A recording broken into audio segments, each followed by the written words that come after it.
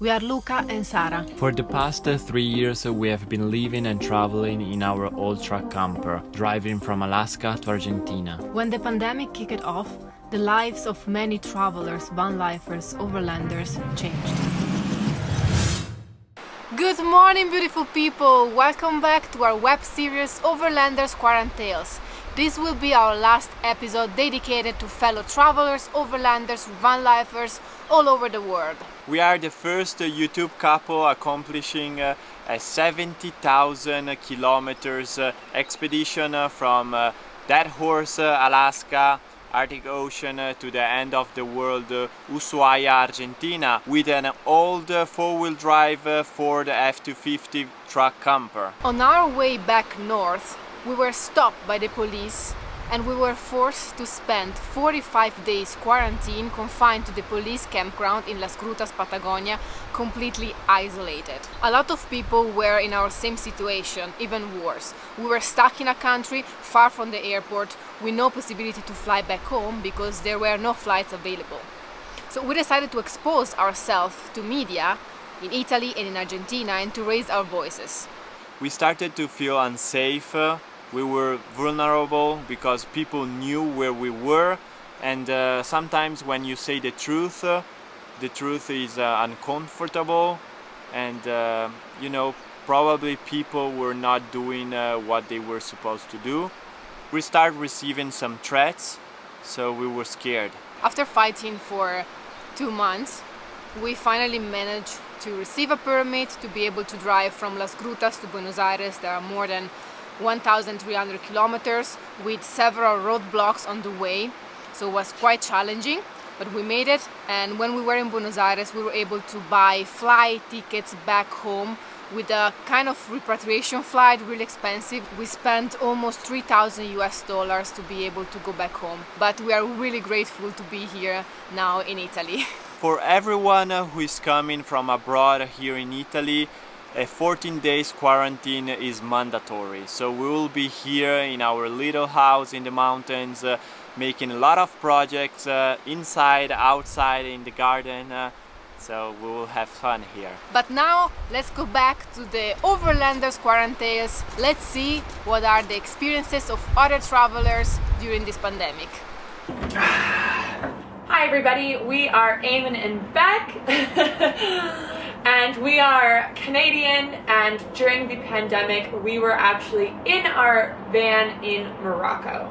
Yeah, and when the pandemic hit, we didn't really know how serious we were going to take this because we didn't have a lot of information in Morocco, and the locals weren't really taking it all that serious. Yeah, we had made friends with some locals who were sort of saying there's no corona here, you don't have to worry, the food supply will always be great. Even when the border shut from Morocco to Spain, everyone was saying we'll have lots of food now because there's no food going out to Spain, so really don't worry. We were parked on a beautiful beach. We felt like we could quarantine there for a month or two, but really that was sort of the maximum amount of time that we were thinking this was going to be, you know? And then our Prime Minister, Justin Trudeau, announced to get home. And when JT says get home, you kind of gotta listen. Yeah, so we started getting a lot of information from friends and family back home that things were happening very quickly. And when we heard that there was potential that this might go until there's a vaccine, that it could be a year or two, we started thinking about what our life would look like on that beach in Morocco when it becomes 60 degrees, when we don't speak the local language and we have a health issue or any kind of issue. We also just didn't want to put that stress on the local village kind of community that we were in, just being 2 more people that they had to sort of worry about feeding and everything like that. So we made a very, very difficult decision to leave our van in Africa, in Morocco, and take a repatriation flight home. And it wasn't quite as easy as just jumping on the flight. We actually had a connection from someone in the RCMP that gave us a code to get on the flight, and all had to make this decision within 20 hours from when the flight left, and we were 7 hours away. So it was very stressful. We're very fortunate and blessed to have made it on the flight, and we're back home sitting in our new van! Yeah, and before we get to like the exciting thing, I just wanted to, I guess, touch on that of, I I think it took me a few weeks when we first got home to really process what had happened, the potential that we won't be getting back to our van in Morocco for a year, 2 years, what state the van will be in, what's going to happen. We left in such a hurry, so there's all these things that I wish I did. Obviously, hindsight's 20/20. So we've kind of processed that now, and we're looking forward to some domestic Canadian travel over the next year or two maybe, which is why we're sitting in a brand new empty-ish Sprinter van. We are currently taking on this project and converting the van during this time. Because if I didn't have a project to do, I think I would go insane. And it's been really interesting doing this during the pandemic here in Canada. Hardware stores have been closed, so you can only do curbside pickup. They just announced that they're reopening on Saturday, and I am beyond excited about it. Yeah, so it's been a really interesting time, and for anyone who's watching, and to Luca and Sara, just sending like lots of love and positivity to everyone. It's As for the future of van life, no one really knows what it's going to look like. And you just gotta stay positive. Take it day by day. Yeah. I think what we always say about living this way, living off grid, living in the van, is at least we have our home, and if we need to get somewhere, we've got everything we need. At a time like this, home. it's never felt so reassuring to have an off-grid home. Yeah. Because if you need to move, yeah, you move. Yeah. So we're feeling grateful and excited to take on noise. Anyways, we're feeling excited for this next phase, and yeah, that's it. Feel free to follow along. Oh yeah, you come subscribe to our YouTube channel, Eamon Bec. See you guys. Good morning, Sara and Luca and everyone else. This is Timmy up in Alaska. I figured I'd just talk about how the quarantine affected me in Alaska. So basically, I spent my quarantine just recreating outdoors. I always plan on taking off for about a month this time of year to go snow machine skiing and paragliding and just go hang out in the mountains. So I'd meet up with my other skiing and snow machining friends, and we'd still go out and do stuff, you know, because you're outside and away from each other, breathing in fresh air, so it felt pretty safe. Yeah, it's pretty interesting, honestly, just in Alaska in particular. When you're out on the road in the woods, you just honestly forget that there's a pandemic, that there's a virus, and you're just out in your natural element where humans should be in the first place, outdoors, just living and doing things. So honestly, I didn't feel super affected by the virus, although I did get laid off of my job. So I teach driver's ed. I teach people how to drive, and obviously you can't sit in a car with someone during the pandemic. So we just started back, actually. Alaska's starting to open up all the businesses and lift all the stay-at-home bans. So you're starting to see a lot more people driving around now. Alaska had basically the least amount of coronavirus cases in the United States. Even today, there's only about 350 cases that are confirmed. So Alaska was one of the first states in the United States to actually start imposing quarantine rules, like stay-at-home orders. People kind of followed it. You still saw people driving around everywhere, and you could still, like the grocery stores were still open, just like all the essential services were still open. A lot of people were kind of nervous and panicky, but overall everyone had a pretty good attitude about it and was pretty respectful of each other, and seems to be getting better, so hopefully it continues to get better. So yeah, all is well up north in Alaska. So if you guys are interested in what I do, you can check out my YouTube channel. It's a full send Alaskan Overland, and the series is called Truck House Life. And yeah, I just do videos about just living on the road and doing outdoor stuff. And I'll do how-tos and documentary style stuff, and try to have kind of interesting content and collaborate with other people too sometimes. So check that out. Thank you, Sara and Luca, for inviting me to collaborate with you guys. And yeah, hope all you guys stay safe and happy, and hopefully see you on the road.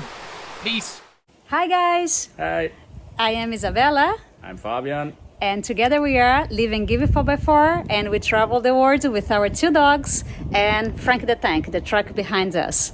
This is update video for the Sara and Luca. Yeah, our new friends from Leave Everything and Wander. And Wander. So, greetings from Mexico, especially from Quintana Roo right now. Yes. Beautiful Caribbean. Exactly. Well, beautiful Caribbean, and we don't see it, even though we are really close. Unfortunately. And thank you, Liliana, for giving us this house to stay for the next 2 months. Yeah. In a really safe area close to Puerto Morelos. And usually there's full of people, but right now it's empty and it's good. So we stay our 2 months here. Guys, thank you for putting us in your videos. We just give you a short update. For us, it was a long journey. Being sick in Morelia, which is in Michoacan, tried out the volcano, the mountains. I couldn't breathe. I thought I have corona. I went to the hospital. I don't have it. It was a bacteria. We drove all the way from Michoacan to Quintana Roo in 3 days. That's what was really crazy. It was just driving through beautiful Mexico. Here in Mexico, they started to close the borders between the states, and this is like different than how it was before traveling around here. We were not sure when the border would be closed onto Merida or Yucatan, states, and Quintana Roo, and because of that, we decided to do everything in 3 days. A lot of people were saying, be careful, there is control, police control, they are checking everybody and probably will not manage to get there. And because we got this house here in Quintana Roo, then we did really fast. So yeah, it was so fast that, well, we stopped in Mexico City. Thank you, Sebastian, to pick a stupid idea in Corona time, stopping Mexico City with that truck. But we somehow managed with 2 hours driving in, following a guy and following out, because we would have never found the place with that truck. Anyways, then on the way there, we only saw food trucks and us. That's it. So we didn't see anything. We took the first time in our history the pay road. Quota road. And there are, like, you have to imagine those massive stands where you can drive through.